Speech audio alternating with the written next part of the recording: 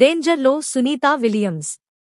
అంతరిక్షంలో ఏం జరుగుతుందంటే, సునీతా విలియమ్స్ రోదసీ యాత్ర ఆందోళనకరంగా మారింది.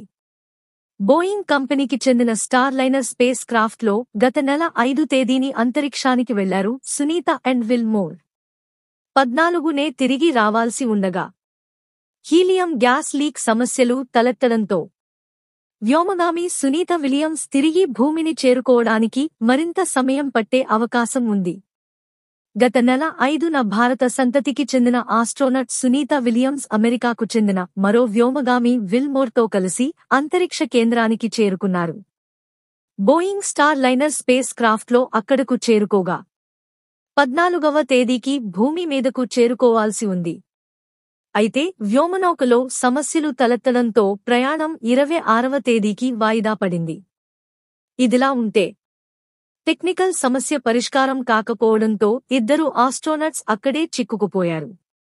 జూలై 6కి తిరిగి రావచ్చునని భావిస్తున్నారు. హీలియం గ్యాస్ లీకవ్వడం వల్లే ఈ సమస్యలు తలెత్తినట్లు తెలుస్తుంది. కాగా ఇప్పుడు మరో ఆందోళన నెలకొంది. ఇప్పుడు సునీతా విలియమ్స్, విల్ మోర్ భూమి మీద రావడానికి మరికొన్ని రోజులు పట్టొచ్చునని నాసా వెల్లడించింది. స్టార్ లైనర్ స్పేస్ క్రాఫ్ట్ మరమ్మతులు పూర్తయితేనే భూమి మీదకు వచ్చే ఛాన్స్ ఏర్పడింది. ఇప్పుడు అందులో చిక్కుకుపోయిన ఆస్ట్రోనట్లు ఆరోగ్యంపై ఆందోళన మొదలైంది. మైక్రోగ్రావిటీ, రేడియేషన్, ప్రత్యేక వాతావరణ పరిస్థితులు వల్ల వ్యోమోగాములు అనారోగ్యం బారిన పడే అవకాశాలు కనిపిస్తున్నాయి. గురుత్వాకర్షణ ప్రభావం లేకపోవడంతో రక్తపోటు నియంత్రణపై ప్రభావం పడే అవకాశాలు ఉంది. అలాగే ఎముకల బలహీనత ఏర్పడవచ్చునని తెలుస్తుంది. కిడ్నీల వ్యవస్థపైన ప్రభావితం పడుతుందని సమాచారం.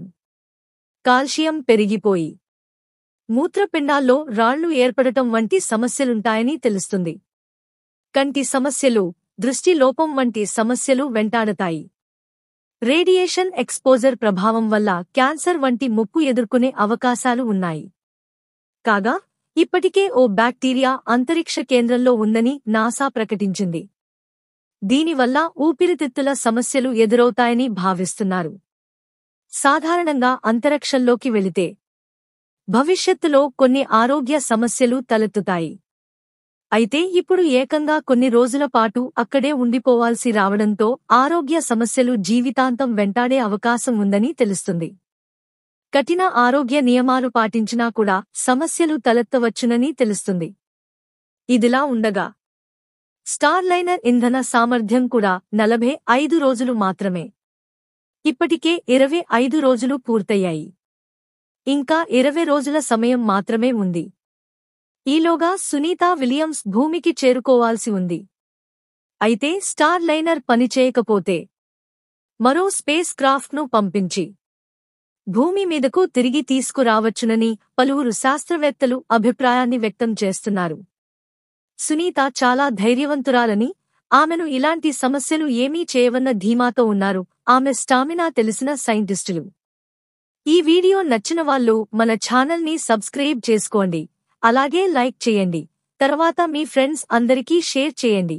మీకు నచ్చిన సెలబ్రిటీ జీవితం తెలుసుకోవాలి అంటే కామెంట్ సెక్షన్లో కామెంట్ చేయండి.